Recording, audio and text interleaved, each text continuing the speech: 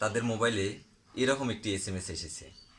এই ওয়েবসাইটে দেওয়া আছে services.nidw.gov.bd। এই ওয়েবসাইটে ঢুকবেন 10/2/2025 সালে 1 নং লক্ষ্মীপুর ইউনিয়ন পরিষদে যারা ভোটার হওয়ার জন্য, অর্থাৎ নতুন ভোটার হওয়ার জন্য যারা ছবি তুলেছেন, তাদের মোবাইলে এরকম একটি এসএমএস এসেছে। অর্থাৎ আপনি যে ভোটার হয়েছেন তার তথ্য আপডেট হয়েছে।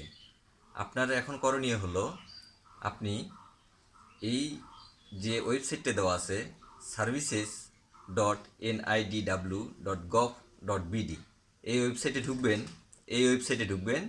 সেখানে আপনি ঢুকলেই আপনার ভোটার নম্বর দিয়ে, যে আপনাকে যে এসএমএসটা দেওয়া হয়েছে সেখানকে একটা নম্বর দেওয়া আছে, অর্থাৎ এনআইডি নাম্বার, সেটাই ইন করে দিয়ে আপনি আপনার ভোটার কার্ডটা ডাউনলোড করবেন। এতে আপনি দেখতে পারবেন যে আপনার কোনো ধরনের নামে কোনো সমস্যা আছে কি না। অর্থাৎ এনআইডি সার্ভিস সেবা পরিষদে আপনাকে এটা দেওয়া হয়েছে, কারণ আপনার যদি কোনো নামে ভুল থাকে তাহলে আপনি এটাকে সংশোধন করতে পারবেন। আপনি